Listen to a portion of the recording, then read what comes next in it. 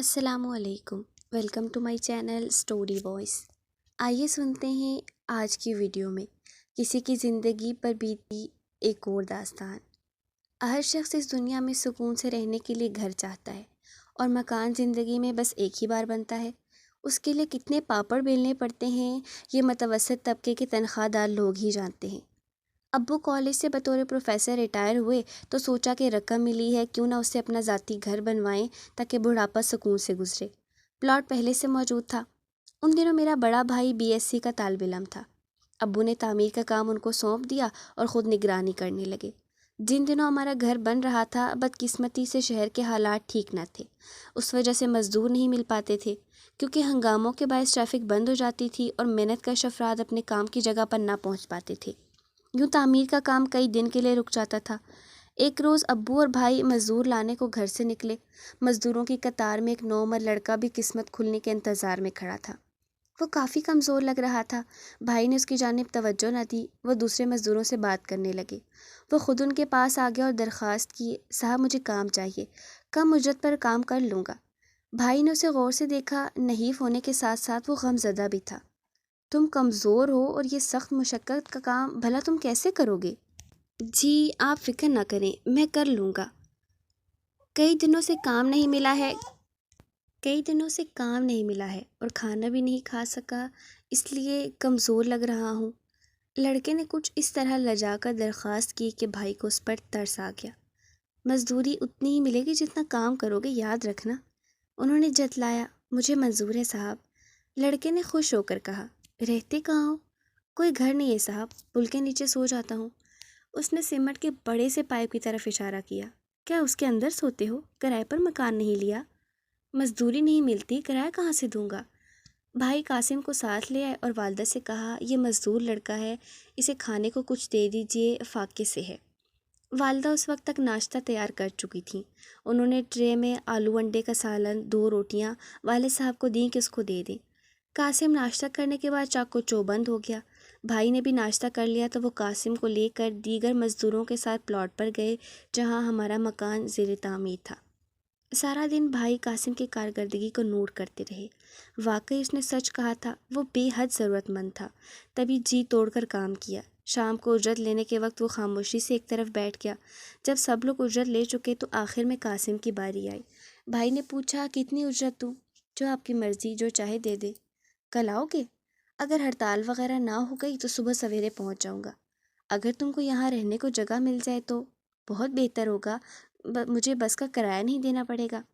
भाई ने वाले साहब से मशवरा किया और फिर ज़ेरे तामीर प्लॉट पर बनी चौकीदार की कोठरी में कासिम को चारपाई दे दी। उस दिन से ये लड़का तनदोही से काम पर लग गया। वो रोज़ाना सुबह सवेरे उठकर तराई करता और पानी के ड्रम भर कर रखता। उसके बाद जो भी भाई और अब्बू कहते वो खुशी खुशी सर अंजाम देता था। सुबह का नाश्ता और 2 वक्त का खाना वाले साहब की तरफ से था। घर का खाना मिलने की वजह से उसकी सेहत बेहतर हो गई और वो जो पहले दिन नहीफ लगता था अब तवाना दिखाई देने लगा। शुरू में किसी ने उससे ज़ाती ज़िंदगी के बारे में सवालात न किए, ताहम एक रोज़ छुट्टी का दिन था। अब्बू ज़ेरे तामीर मकान पर गए और कासिम को तलब किया। वो दौड़ा हुआ आया और बड़े अदब से अब्बू को सलाम किया। अब्बू के बैठने के लिए कुर्सी उठा कर ले आया। वालिद साहब और ज़फ़र भाई तो पहले ही उसकी कारकर्दगी से खुश थे। उसकी न्याज़मंदी ने अब्बू का दिल जीत लिया।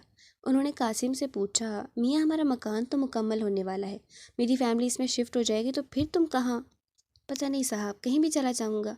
उसने दुख से कहा। ऐसा कहते हुए वो खो सा गया। अपने घर नहीं जाओगे क्या, घर वालों से मिलने? तुमको यहाँ रहते हुए 6 माह हो गए हैं। घर वाले अब इस दुनिया में नहीं हैं। वो कैसे? अब्बू ने हैरान होकर सवाल किया। जी कुछ लोगों ने मुखालफत की वजह से हमारे घर को आग लगा दी थी। आधी रात को वो सब जिंदा जल गए। कौन थे वो लोग? मुझको नहीं मालूम साहब, मैं दूसरे शहर में था इसलिए बच गया। ये बड़ी दर्दनाक कहानी थी। अब्बू को कासिम की बात सुनकर सदमा हुआ। कासिम ने 9वीं जमात तक तालीम पाई थी। उसके बाद वो यतीम हो गया तो किसी वाकिफ़कार के साथ कराची आ गया और यहाँ मेहनत मजदूरी करके गुजारा करने लगा। जब अब्बू ने कासिम के बारे में अम्मी से बात की तो उनकी आंखों में आंसू आ गए। वो एक माँ थी, तभी उन्होंने उस यतीम लड़के का दुख महसूस करते हुए कहा, ये 6 माह से हमारे मकान पर है। आप लोगों ने परख लिया होगा कि इसका माश का है, क्यों ना इसको घरेलू मुलाजिम के तौर पर रख लें। والد صاحب نے چوکیدار سے پوچھ گچھ کر کے تسلی کی تو اس نے بتایا کہ اس لڑکے کے ایک دور پرے کا رشتہ دار فلاں بینک میں ملازم ہے، اس سے مل کر مزید تسلی کر لیں۔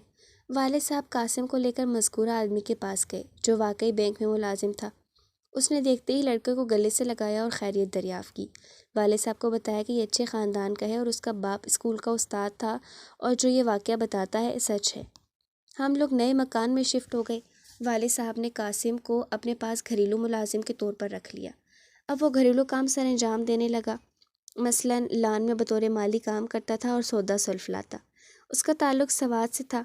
امی جان اس کا خیال رکھتی تھی اور پیار سے پیش آتی تھی، وہ بھی ان کی خدمت کرتا نہ تھکتا۔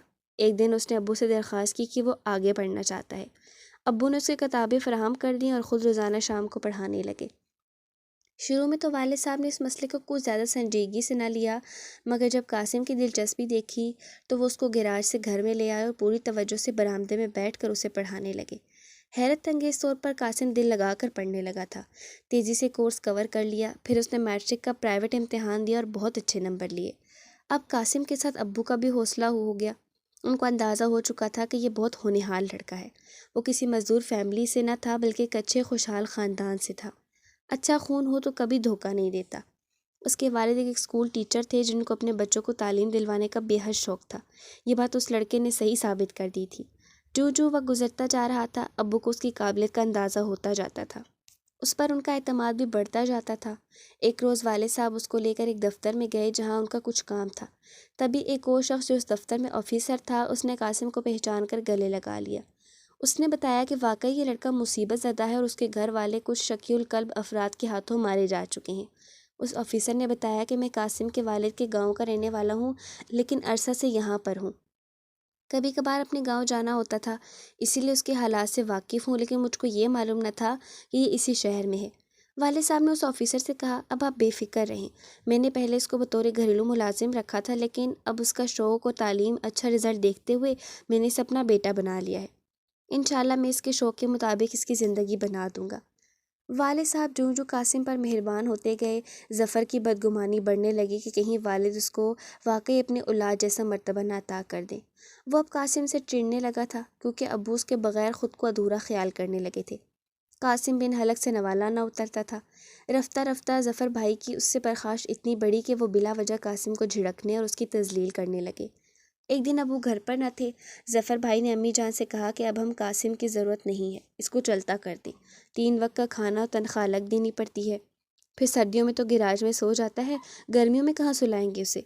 والدہ نے کہا، قاسم اچھا انسان ہے، اس کا کوئی نہیں ہے، تمہارے والد نے پناہ دی ہے، وہ اس کو پڑھا رہے ہیں، اس کی زندگی بن جائے گی، اس موڑ پر نکال دیا تو جانے بیچارے پر کیا بیتے۔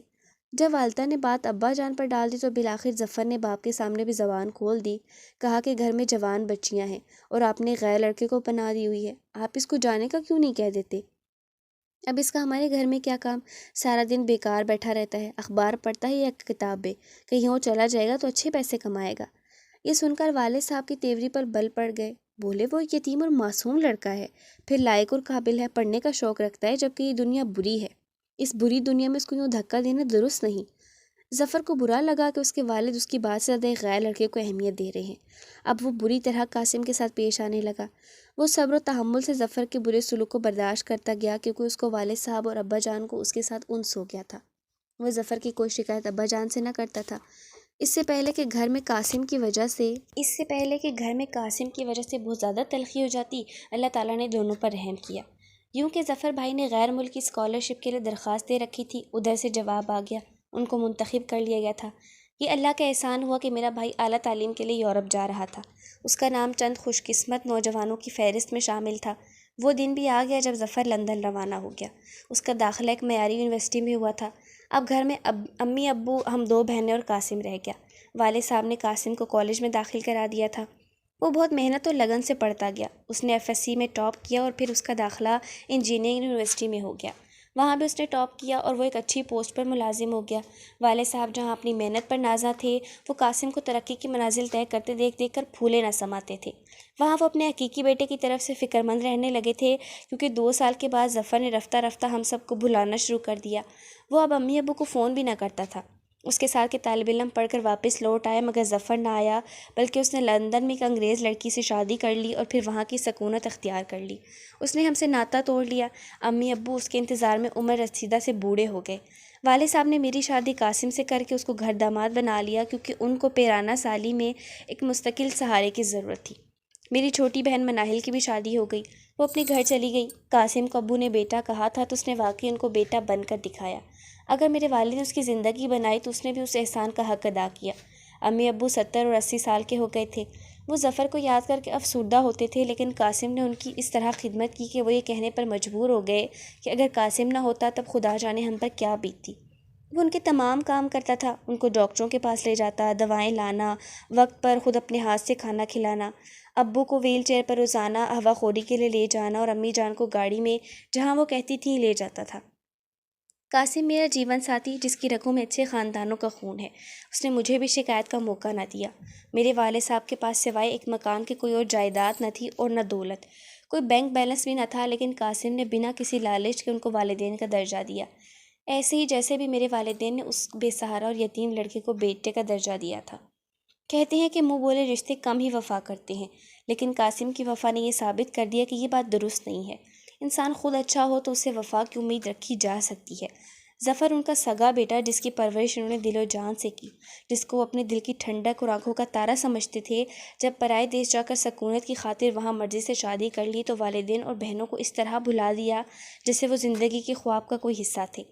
ابو نے 1000 بار فون پر رابطے کی کوشش کی اور امی نے بے شمار خط و تحریر کیے، لیکن ظفر بھائی نے جواب نہ دیا۔ اب بھی کبھی لندن سے ان کا کوئی دوست آتا ہے تو حال حوال مل جاتا ہے کہ وہ اپنی زندگی میں خوش اور مسرور ہے۔ اسے ماں باپ بہنیں کوئی بھی یاد نہیں آتا، اس کے لیے بس اس کی بیوی اور بچے ہی کل کائنات ہیں۔ خدا اسے خوش رکھے۔